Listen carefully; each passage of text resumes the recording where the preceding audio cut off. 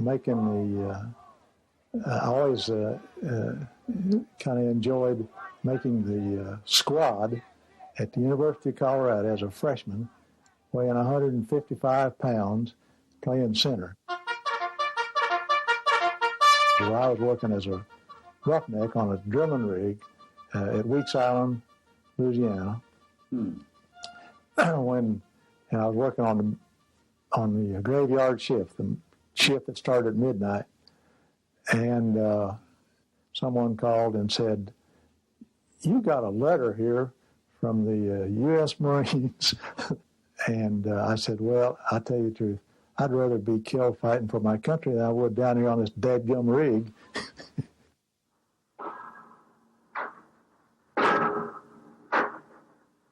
When I went to work for Mid-States in 1953, John Franks was a district geologist for Mid-States in Shreveport, and I was the district engineer for Mid-States in Haynesville.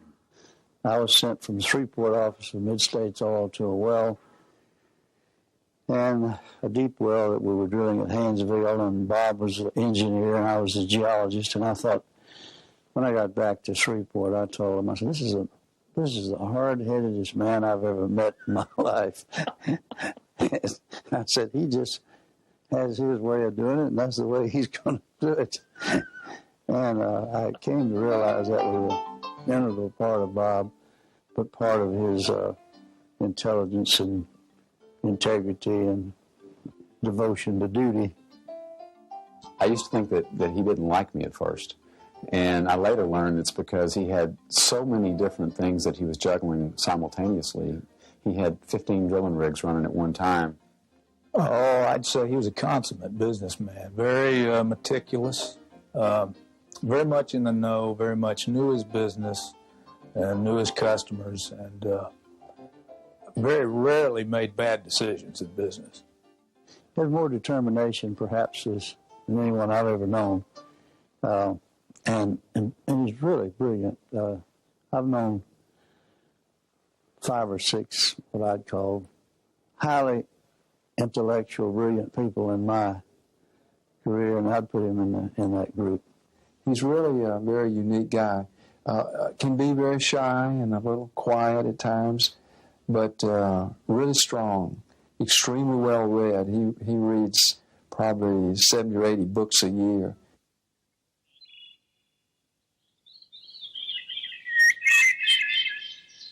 On one of his important birthdays, he led a group of us to the top of a 14,000-foot peak in Colorado. And I must say, he led the way.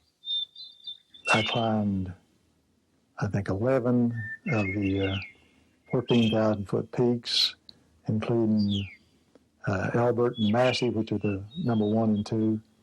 And I climbed Mount Bierstadt, which is a 14,000-foot peak, on my 70th birthday, and that was something I was determined to do. I'll just have to say that I've known him long enough that he smoked cigars and drank martinis.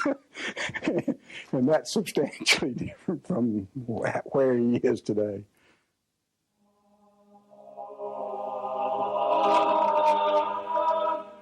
He reads the Bible every day. And that didn't really strike a chord with me early on, but now that I read the Bible every day, like I said, he's a real mentor. I see how he's lived his life and how much peace he has in his life today, and it contrasts from some of his contemporaries. They say of saints, many persons think saints ought to be cast in iron somewhere, and I'm of the opinion that saints are persons much like plain glass through whom the light of the Holy One shines, and that's Bob Brammer. He gets out of the way. He's not there for credit, but he's there in order that others might be brought to the light.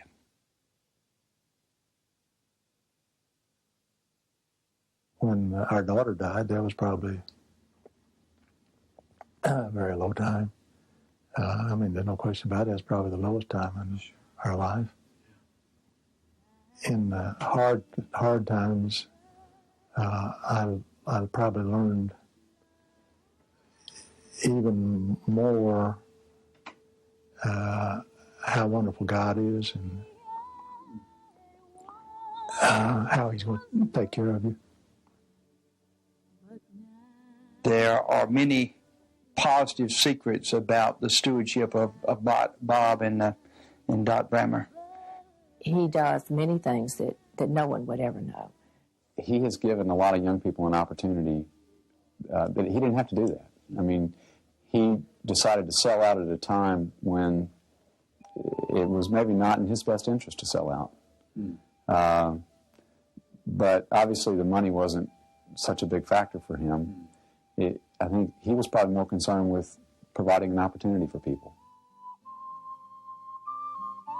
I've learned a lot about our business, but, I don't know that I cherish that as much as the things that I've learned about being a good human being, because that's what he is. Bob is one of the kindest men I think I've ever known, and has more empathy for people than almost anybody I could think of. Probably hadn't done near enough. But, we've been blessed, and we try to, in some small way, try to repay that blessing. Roget's thesaurus doesn't have enough good adjectives to describe Bob Brammer, but I think back of what Mark Anthony said, and to me that describes Bob Brammer. He said, his life is gentle, and the elements so mixed up in him that nature might stand up to the world and say, this is a man. If you could say something to him on this night that he's being honored, what would it be? What would you want to say? I would say thank you for being my hero. He really is my hero. And I feel very blessed to have had a hero.